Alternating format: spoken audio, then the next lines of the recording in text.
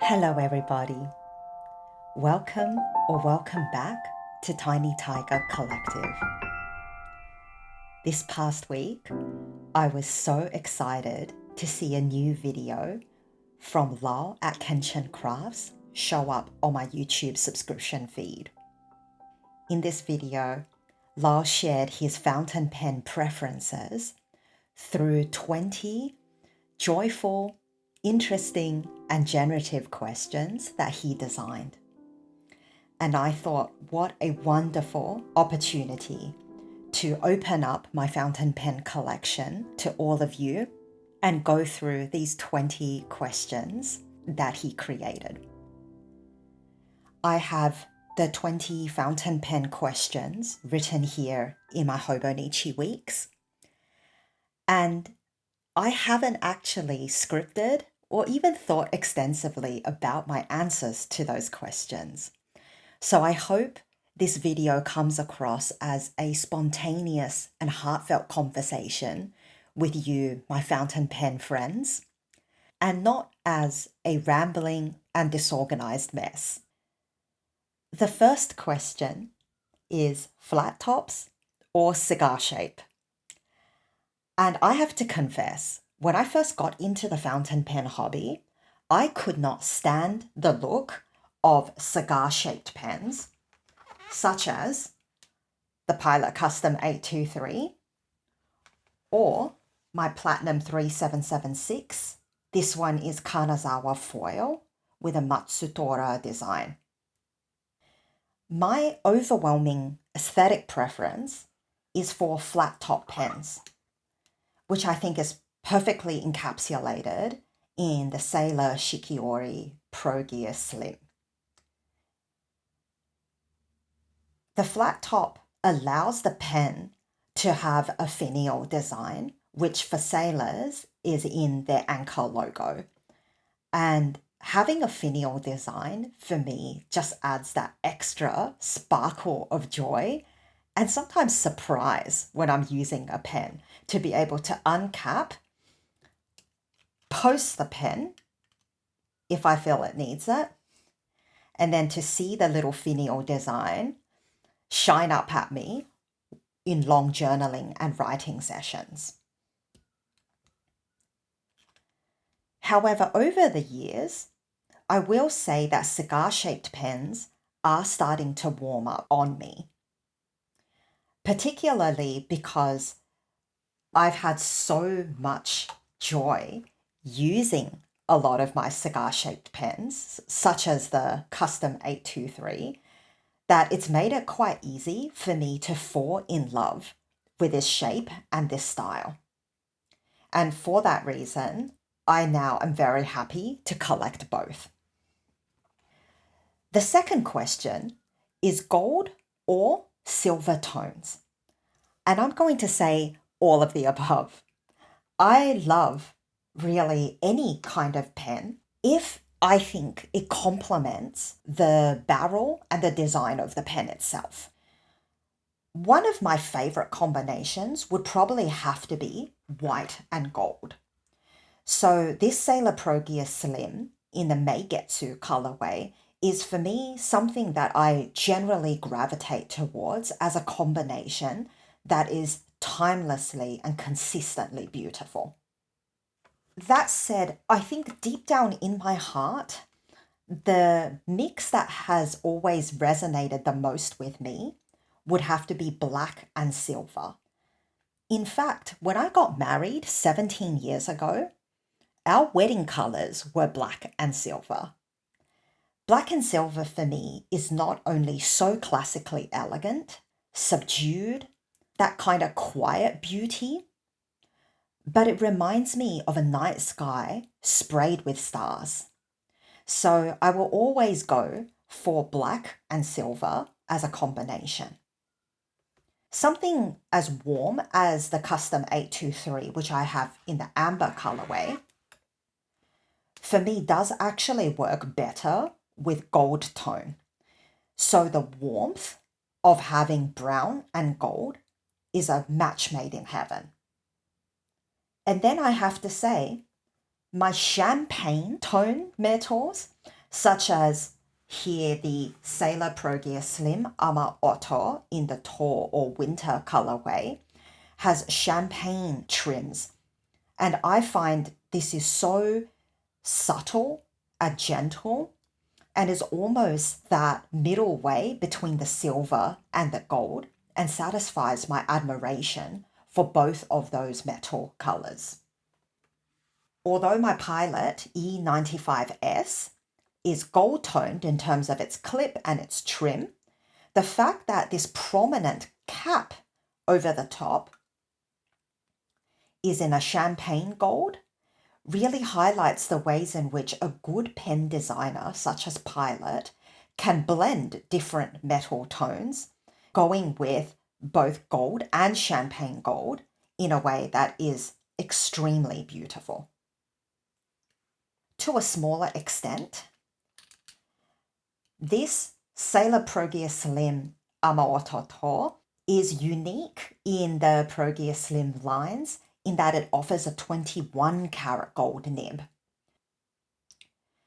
Between the nib and the trims, we've got silver, yellow gold, and champagne gold. And it goes to show that in the right pen, with a right design, all metals can look really beautiful together.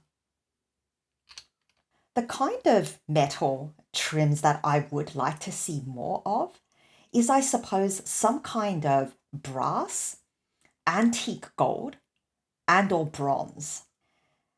This example is my Traveler's brass fountain pen, and the way that it's patinaed and darkened over time, if you compare it with the slightly glossier gold that's been protected inside the pen cap, I love this very rustic, industrial look, and I would love to see more of those colors in fountain pen metal trims. The third question is posted or unposted. I love using pens unposted. That's my preference. And in fact, I find it actually quite comfortable to even use some of my pocket pens unposted. So my Pilot E95S is a teeny tiny pen that is very, very much designed to be posted. So posting it makes it much more the length of a regular pen. So it's designed to be used like this, and don't get me wrong, this is a very comfortable way to write and it feels very balanced in my hands. But there's something actually quite delicious about using a tiny little pen. And I don't know if it's from my years of using a sketching pencil that has been well worn, or if it's from simply my love of small books and small pens growing up. But I find it more than comfortable to use pens unposted, even when they are pocket pens. I admit the Traveler's pocket pen is a little bit of a stretch, but I've been known to put a few lines here or there without bothering with posting the cap. And that's perfectly fine with me either way. I will say one exception for me may indeed be the Progear Slims. For me, it's not so much about the length of the pen dictating whether I post or unpost, but it's really about the weight. So unlike my Traveler's brass pen, I do find that unposted, my Progear Slims are a little bit too light. And without the weightiness sitting against my fingers, it's harder for me to have control over my writing. So I do find that for longer journaling sessions, I post it more so to give the weight than it is about creating greater length. Fourth question is cartridge converter or internal fillers. I overwhelmingly prefer cartridge converters, and that is because I love having the security of knowing that I can take my pen apart, really wash it very, very thoroughly, and where needed, change the converter if it was ever to become too stained or too clogged over time. Now, of course, I know if you're cleaning out your pens regularly and responsibly, there shouldn't ever be a need where your pen gets so clogged it's unsalvageable. But I also love cartridge converters because they allow me to try, or more easily try, smaller amounts of ink, especially in the beginning when I'm testing my various inks with my pens to see the differences in how they perform. I also do find that I get bored with ink and pen pairings quickly, and I like having the option of quickly rinsing out a converter and trying out a different combination for whatever project I happen to be working on that day. When it comes to my internal filling pens, such as my TWSBI Diamond 580 or my Pilot Custom 823 or here my Lamy 2000, I do find that often I don't get as much control over the filling, and I end up filling a lot more than I intended to, and I end up being stuck with an ink and pen combination for several months. Where possible, I do like the idea of having a cartridge converter just to have a little bit more flexibility with how and when I change out my inks. Question number 5 is bottled ink versus samplers. I have never bought a sampler in my life. I don't know if this was because when I first got into fountain pens, there really weren't a lot of Australian local retailers who offered samples as an option. So I got very used to the idea that I would always be buying bottled inks. I don't know if many of you can relate to this, but when I was new into the fountain pen hobby, I was flummoxed by the idea that anyone would need more than 3 or 4 bottles of ink. I thought I would get perhaps my black, a brown, and then a fun color, and then that should be all I need for the rest of my life. So 3 full bottles should be able to last me pretty much an entire lifetime, if not a good decade of everyday use. Then, of course, you dive into the rabbit hole and you find out that there are so many ink manufacturers innovating, creating new colorways, new properties, new combinations, textures, and styles. And very soon you find out that you're tempted to try every type of ink under the sun. And unfortunately, my habit of buying full bottles stuck, and I now own 19 full bottles of ink. And yet I've bought all of them completely blind without ever trying a sample. And I will say, for the most part, my inks have been choices that I've been very happy to commit to. The only exceptions for me would be Platinum Carbon Black, which despite their glowing reviews online and the very, very trusted reputation of Platinum as a fountain pen and fountain pen ink manufacturer, I have to date found that my Platinum Carbon Black is simply too dry across most of the pens in my collection to work reliably. My hope is to try a Diatramentus ink as an alternative waterproof permanent archival ink that I've heard might be a better performer than the Platinum Carbon Black. The other ink that I've regretted purchasing would be J. Herbin Lire Sauvage. This was actually one of the very first inks that I bought when I got into the fountain pen hobby. When I bought my first pen, I also ordered 4 bottles of J. Herbin ink. Pearl Noir for black, Lit de Thé for brown, which remains one of my favorite inks to date. I've blanked out what the other ink color I bought was, so let me quickly check my collection and get back to you. That's right, I remember now.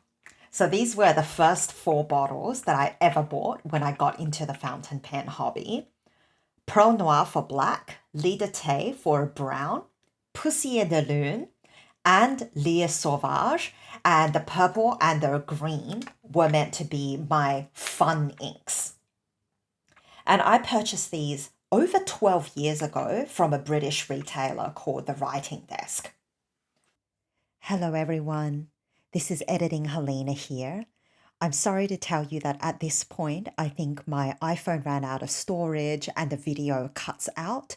And rather than re-record this whole thing and lose the spontaneity and genuineness of my answers, I've decided to keep the audio and have filmed some B-roll and some journaling shots in order to still tell a coherent story. I'm so sorry. Unfortunately, Lire Sauvage, back in the days of Web 2.0, when I was browsing very old blogs and websites, I could see some swatches that made this color look like a deep foresty green. But in fact, when I inked my pen up with Lire Sauvage, I was surprised and a little bit disappointed to find that it's a very bright, vibrant green that was a lot louder than I was hoping to add to my collection of very dark, deep, muted tones at the time. I haven't completely discounted Lire Sauvage. I think there is a time, a place, a project, and a mood for any color ink. But that was one of the first examples that sort of taught me, oh, maybe this practice of diving in headfirst and buying full bottles without even trying a sample may not be the best idea. But of course, since then, I've bought 15 more fountain pen full bottles of ink, and I haven't learnt my lesson. However, I am expecting that this year I'll get more into ink samplers, particularly through trades or gifts with my fountain pen friends and community members that I've had the great privilege to meet through this YouTube channel. So I hope that later in the year I'll be able to do more ink tests and ink swatches for all of you. Number 6, subtle or flashy? And again, I'm going to circumvent this question and say all of the above.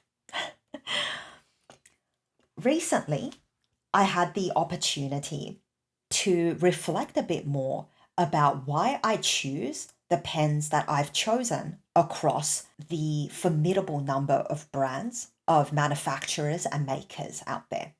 And I learned something about myself, and that is I like to collect fountain pens that reflect their brand rather than fountain pens that align with my tastes. I confess, if I were to collect fountain pens completely in line with my personal aesthetic, I would probably have an entire collection full of black and brown pens when I'm feeling a bit adventurous. I don't like flashy colors. I don't like vibrant colors. And even though some of you might think that judging by my Hobonichi covers, by my pencil boards, by my sleeves, that I am a very colorful person, these 3 pens would be my happy place.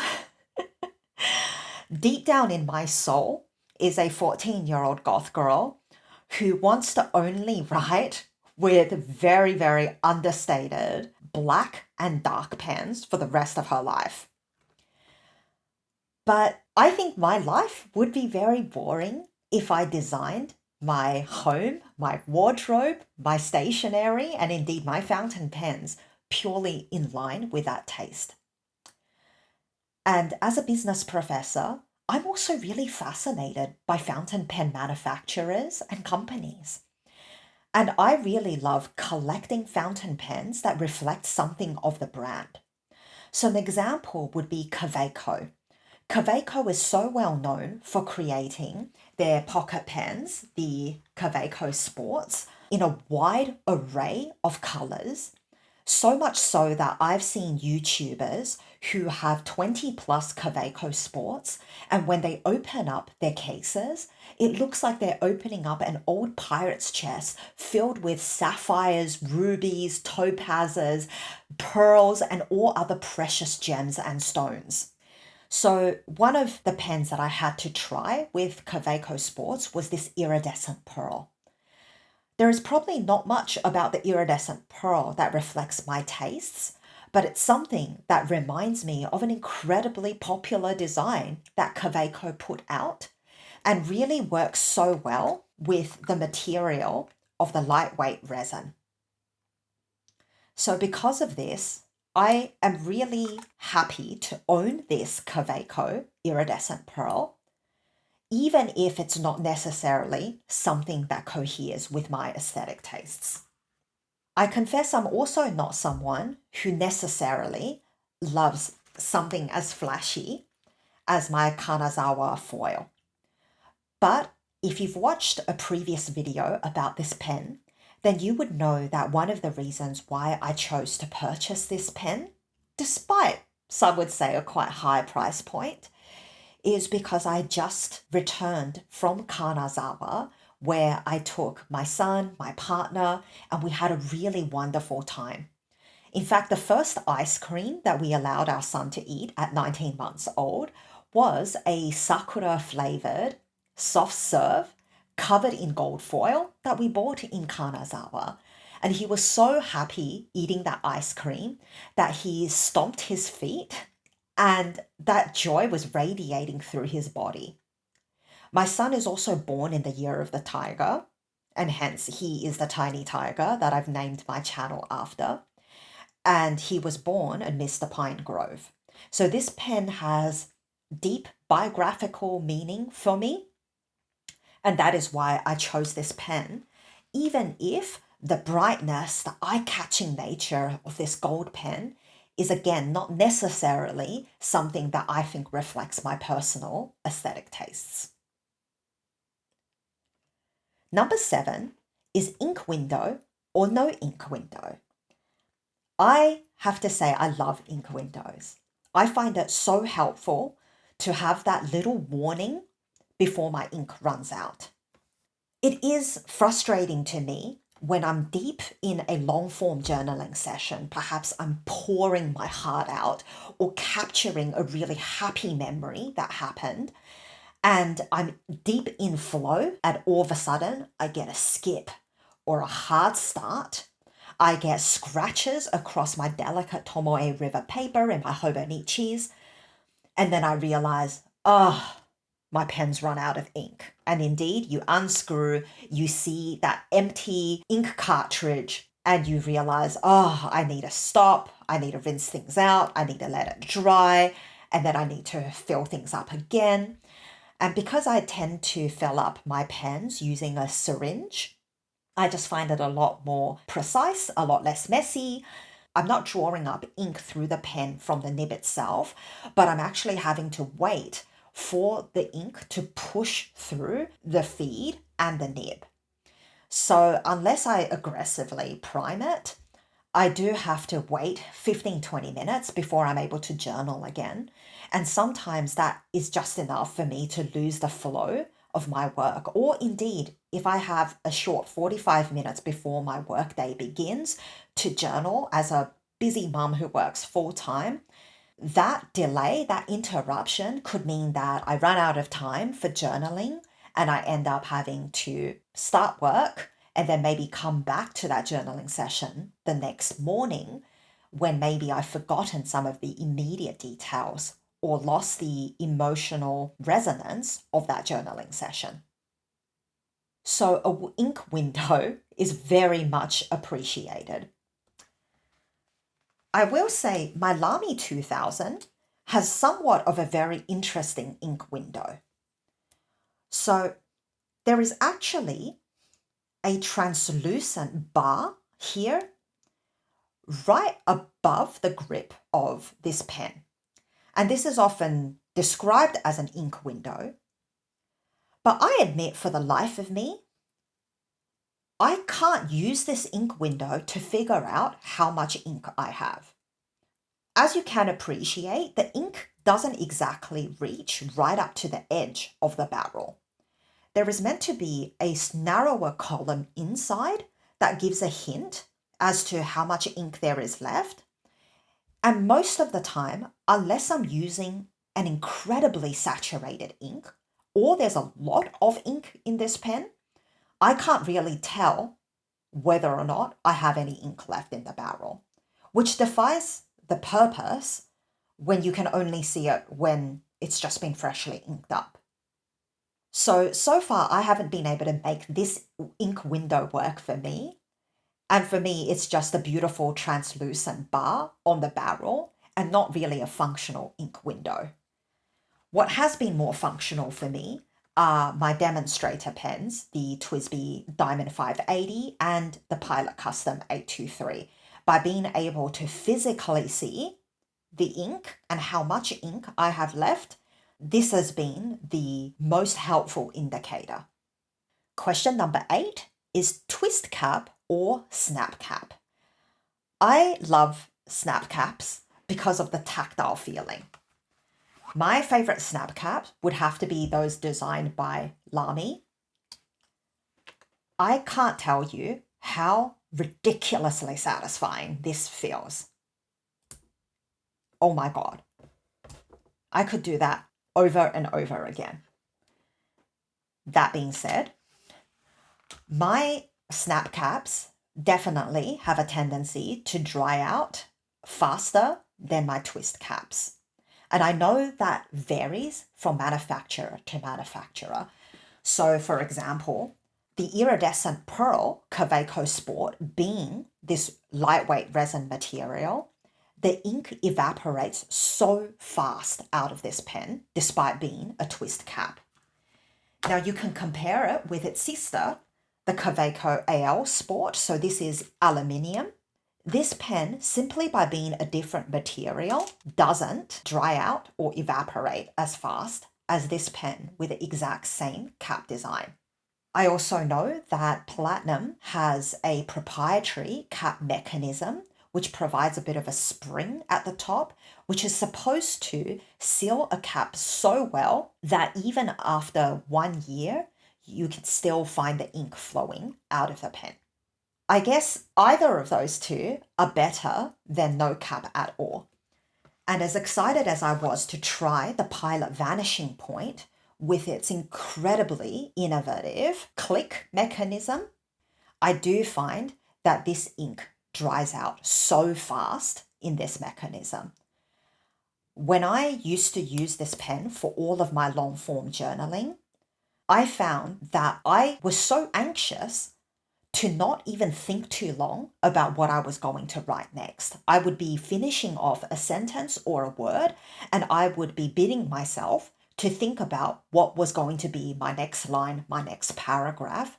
Because if I stopped to even think about what I was writing for 10 or 15 minutes without retracting the nib, I would find that I would get hard starts, I would get skips.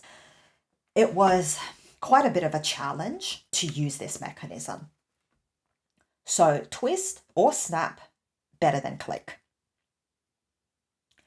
Number 9, gold nibs or steel nibs.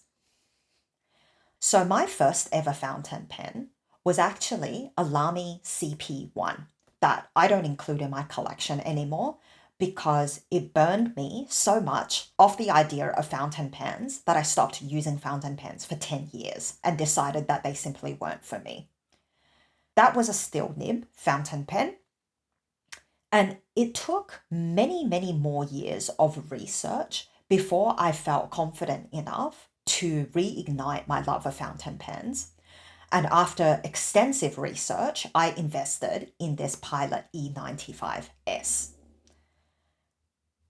This is a 14K gold nib, but it is, I'd say, bouncier and softer than most gold nibs, particularly when you compare it to the Sailor Pro Gear Slims. And I was able to completely fall back in love with fountain pens purely thanks to this E95S. And because a gold nib pen was able to redeem fountain pens for me, I do prefer using gold nibs whenever possible. Number 10 is basic nib grinds or special custom nibs. I'm going to go with basic nib grinds simply because I've never had the privilege of trying special custom nibs before.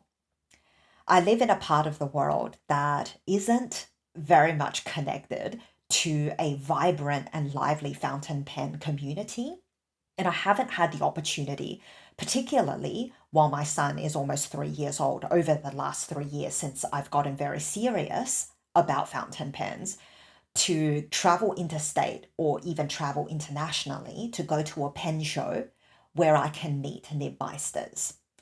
So for that reason, I have exclusively satisfied myself with fine and extra fine basic nib grinds, and that's been okay with me. That said, I do look forward to expanding my fountain pen experience and expertise, and I would really love in the next 2 or 3 years to have the opportunity to visit a pen show, or at the very minimum, visit a nibmeister with or without a pen show attached to them in order to try out, if not order, my own custom grind. One of the nib grinds that I'm most interested in, and I know that nibmeisters give their own names to grinds that might be very similar, is I want to try the sort of grind that is maybe something like a fine or even a medium when written normally, but can be used reverse to write an extra fine or even like a needle point. And that really appeals to me because I love the idea of having two pens in one, that kind of protean pen that I can adapt to the type of writing and the type of note making that I'm doing in that moment. Question 11 is planner or journaler. And this is also something that I've learned about myself over the last 5 or so months since I've started a YouTube channel, is that I've come to accept that I am definitely more of a journaler. I think that when it really comes to functional planning, as in being organized, staying atop of my to-do list, feeling like I'm calm and at peace with the deadlines that are coming up in my life and the deliverables that I have to offer, whether it be in my day job as an academic or whether it's on YouTube with my various hobbies and personal commitments and parenting commitments, I really need a digital planner, something like a digital calendar where I can time block, where I can change things around, where I can see at a glance what appointments I have coming up and what obligations I have to meet in the coming day, week, or month. So I've come to accept that even though I will continue purchasing Hobonichi planners, I really use them more for journaling and memory keeping. Question 12, old Tomoe River paper or Sanzen paper? Since I've cheated with so many questions and said both, I'm going to say neither because I've never used the old Tomoe River paper. So I discovered Hobonichi planners back in July 2023. I purchased a Spring Start Hobonichi A6 Techo to begin my experimentation with these infamous Hobonichi planners. And I believe that this size by 2023 had switched to the Sanzen Tomoe River paper. In 2023, when I got into Hobonichis, they had continued to use the old Tomoe River paper only in the Hobonichi weeks, if I'm not mistaken. So I did remember a lot of the planner influencers I was following at that time hoard a few Hobonichi weeks only because they knew it was going to be the last year that they could buy a Hobonichi weeks using the old paper. Being new to Hobonichi, to me, it didn't matter whether it was Sanzen or the old paper. So I purchased the A6 Techo, fully anticipating that what I got was going to be what I would stick with if I decided I wanted to continue using Hobonichi planners. And indeed, I have stuck on as a Hobonichi fan and follower, with me purchasing 4 Hobonichi planners for 2025, including 2 Hobonichi weeks, this Hobonichi A6 Techo that I use as a daily toddler journal, and I had continued to use until the end of March this year my Hobonichi cousin. And as many of you know, I have not been very pleased with the performance of the Sanzen Tomoe River paper in their planners this year. My Hobonichi weeks seems to have suffered the most, where I'll have some pages in which my writing looks clear and crisp, exactly how I expect the Tomoe River paper to perform. And then some weeks, some pages, some spreads, feathers and bleeds quite badly. And that's been really, really frustrating for me. I know that this batch of Tomoe River paper has had inconsistent performances across the board, including some of the smaller businesses that also purchases this paper to produce their planners and their journals. And it disappointed me that some of the smaller businesses have chosen to sacrifice their profits in order to better serve their customers and refund or replace their planners. But Hobonichi, for the longest time, denied that there were planner problems, except on their 5-year planners, which, given the price point and the commitment, you could understand why that was something that they couldn't stand by. But they haven't taken responsibility or agreed to refund and replace people who have had Hobonichi weeks, Hobonichi A6 techos, or even people who've purchased the Hobonichi cousin as recently as this year's spring start, where they've clearly had severe paper performance issues. So that's been really disappointing. And I believe that they have since then admitted that there's been problems and they've committed to correcting those quality control issues for 2026. But that doesn't change the fact that many people who have invested significant sums of money into Hobonichi planners for 2025 have ended up with books that are really just not up to the standard as their performance in the past and what you would expect to receive. Next question is number 13, soft or stiff gold nibs? I'm going to go with soft gold nibs. I really love the bounce and the flexibility afforded in my Pilot E95S. This is always going to be the pen that got me back into the fountain pen hobby. And so its bounce, its slight line variation, although this is not a flex nib, that extra little bounce because of the inlaid nib design makes it such a pleasure and a joy to write. And I think my handwriting looks more beautiful with soft gold nibs. Fountain pen brands that have more stiff gold nibs would be Platinum 3776 and the Sailors.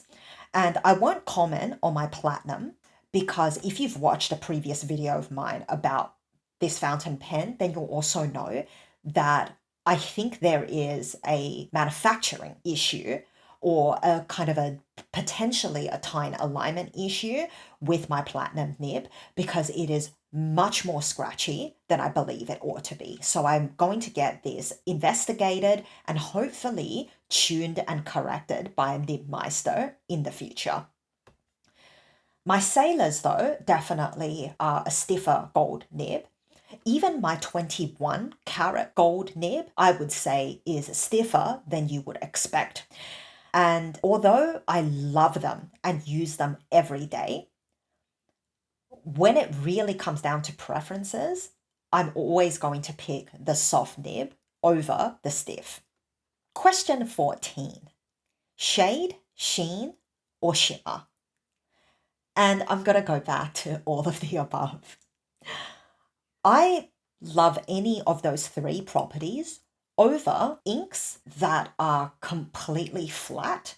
I feel like if I'm taking the extra time and trouble to use fountain pens, I want there to be a greater sense of novelty and a greater experience of delight when I begin writing with my fountain pens. I don't want the experience to feel as if I'm using any gel pen or any ballpoint. And they have a time and place in my life as well.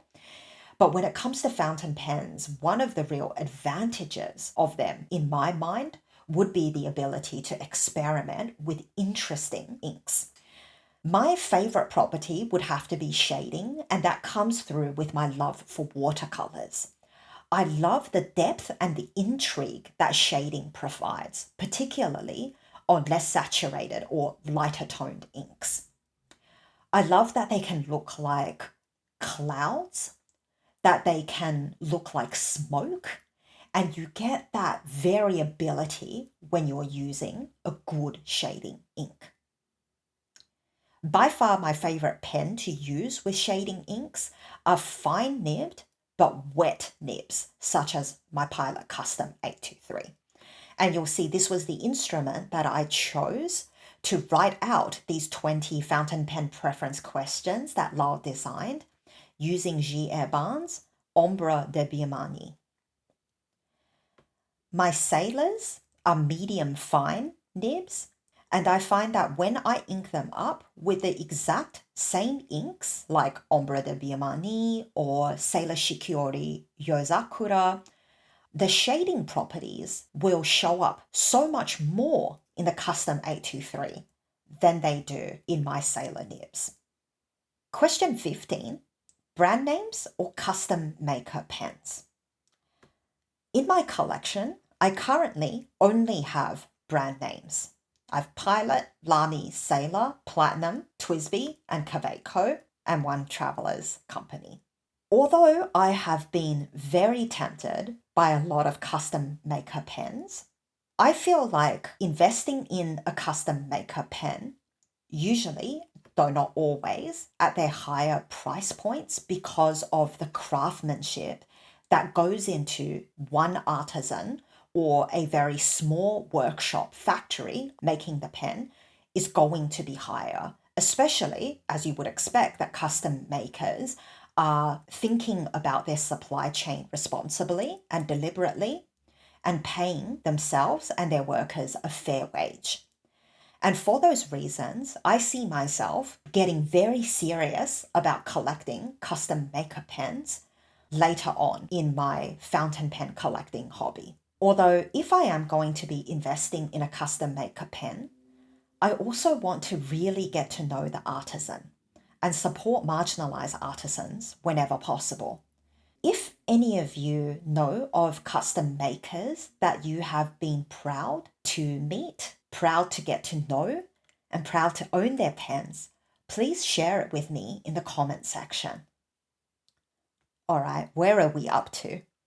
Question 16, limited editions or standard editions? I'm going to go with standard editions. I have very ambivalent feelings about fountain pen companies that leverage manufactured scarcity or exclusivity in order to drive FOMO, to drive anxiety, and therefore to drive sales and profits. I also don't like the idea of pulling out pens and saying, oh, this is my, let's say, Kaweco Iridescent Pearl. I'm sorry, you can't buy it anymore because it was all sold out. It was only limited to this number. Now, I know not all limited edition or special runs are false scarcity. Some of them are very, very legitimate scarcity, whether it is urushi lacquer that can be very poisonous and very, very laborious, and it would simply be devastating to the artisan's health in order for them to make anything more than a very special limited number of pens.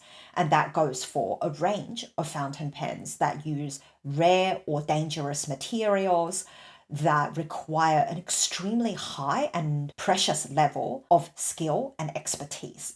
So I'm not saying that all limited edition pens are for nefarious marketing purposes, but we also know that many, many fountain pens do lean heavily on manufactured and false scarcity.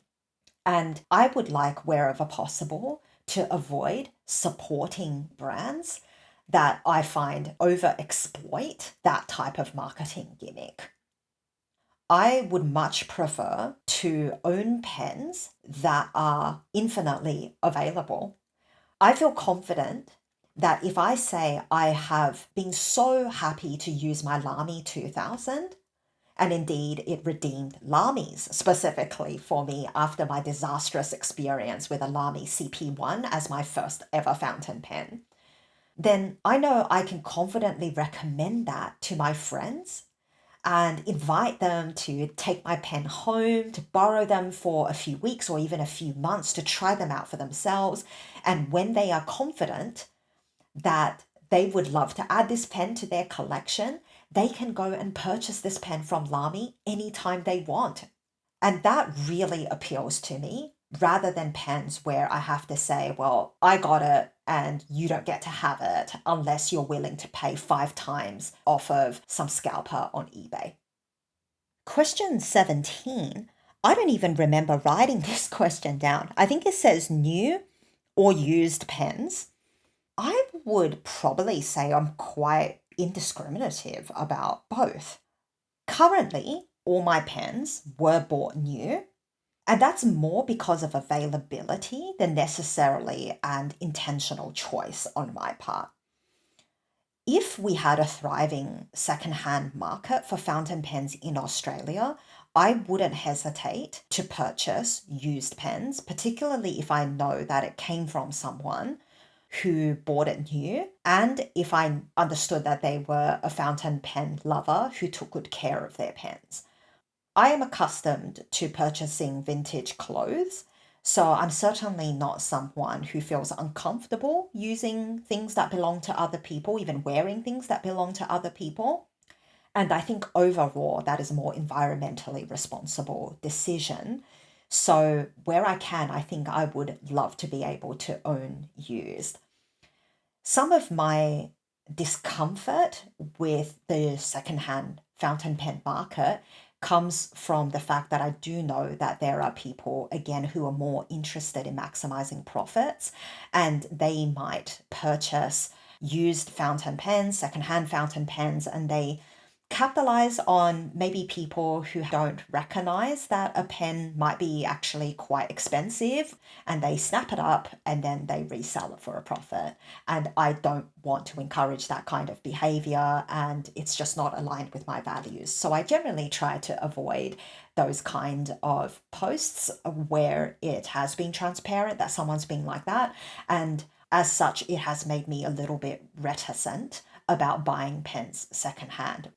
So, question 18, demonstrator or non-demonstrators? And I had a side about answer to this when we were talking about the previous question around ink windows.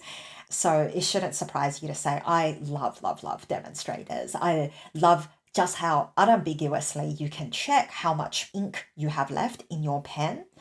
And I also really love the idea that when it's a completely clear demonstrator, such as my TWSBI Diamond 580, that I get to put some of my more vibrant color inks in here, and I really get to admire the color of the ink, not just through my writing, but also in the way that it changes the style and the look of the pen itself. But I'll loop back into that question when we're talking about the next one, 19, pen and ink matching or doesn't matter. And for me, I confess it really, really matters to me that pens and inks match with one another. I chalk it up to the years of my childhood and adolescence where you could see from across the other side of your desk, you knew that if you were picking up a red ballpoint pen, it was going to write red. A blue ballpoint pen was going to write blue. And I love the idea of not having to think too hard about, what color did I ink up in this one again? Let me test it out. Oh, oops. Oh, it's not that one. I forgot I changed it. So I do like that what you see is what you get. And the less friction in my fountain pen hobby, the more it encourages me to write and to write prolifically with my fountain pens. Where I would say that I'm not too rigid is that I am happy to match pens in a way that's more about complementing and even complementing conceptually rather than visually. So let me explain what I mean by that. So I think the one of the clearest examples would be my Pilot Custom 823. If I were to match the exact barrel color, I would probably pick Lidate by J. Eban. And I have inked up this pen with Lidate, but because the nib itself is both very fine and very wet, as I mentioned earlier, shading inks seem 10 times more beautiful out of this pen than any other pen I own. So Lidate is not a shading ink, and I love inking this pen up with Ombre de Birmanie, even though it's not a perfect match for the barrel of the pen itself. To me, it matches the gold of the nib and it overall complements the pen in its woodsy autumnal colorway. Similarly, my Sailor Shikiori Meigetsu is a creamy color because Meigetsu refers to the autumn moon. But because I don't have white ink and I can't imagine necessarily writing with white ink, I have J. Eban Rue d'Encre. And this dusty coral pink to me is close enough to this mother of pearl white that it doesn't seem clashing. So I'm quite happy with this combination. That said, I do love my clear demonstrators as well as my blacks to an extent because I feel quite free to ink it with any color. The last question, 20, is vintage or modern? So overall, my pens are all modern pens. They are all manufactured in the last decade, and I don't own any vintage pens. So tied to the idea of new and used that we talked about with question 17, I would love to own a vintage pen, like a true vintage pen. And this, it will probably never happen, but in my heart of hearts, I would love when the stars align to acquire a Mont Blanc vintage pen. I do not see myself spending the money to purchase a brand new Mont Blanc. And I've listened to a lot of podcasts and interviews with Mont Blanc collectors and even those who specialize in refurbishing or fixing Mont Blanc pens. And they have said that they believe that vintage Mont Blanc was of a greater value than modern Mont Blanc pens that perhaps lean very heavily on their famous or infamous brand name in order to raise their prices. That said, I believe the way that Lau himself interpreted this question was not so much as a rehash of question 17, new or used pens, but more in terms of modern or vintage designs. And you'll see I do have a penchant for vintage designs. So I'd say the Pilot E95S and the Lamy 2000, both of these are vintage designs where E95S is a 1960s design and the Lamy 2000 is the Bauhaus design. I can't remember off the top of my head if that's the 1940s or somewhere else in that vicinity, but I really love these two pens, and they're probably some of, I'd say, my most beautiful because they're so classic and so timeless. That said, modern pens are only future classics. So I love my TWSBI Diamond 580. I think it is an ingenious piece of engineering and design, and I'm so proud to own a TWSBI, and I care for it as though it is a museum-worthy piece as much as any of my Grail pens. I really hope that you enjoyed going through those 20 questions with me. I really enjoyed thinking about them, and I thank Lau so much for coming up with such an interesting and generative set of questions that I had real fun talking aloud with all of you today. Kenshin Crafts is one of my favorite channels on YouTube, and I've followed Lau since pretty much when I started dipping my toes back into the fountain pen hobby 3 years ago.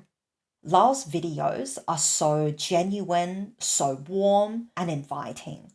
And he comes across as someone who is quite humble and understated, despite the fact that I think he has incredible taste and expertise in fountain pens, and his collection is really something wildly admirable to behold. So I really hope that if you haven't heard of Lal, but if you haven't heard of Lal, I will link to his channel below. And please go check out his answers to his 20 fountain pen preference questions. I would love for you to share your 20 fountain pen preferences, whether it is a comment below or whether it is in your own video.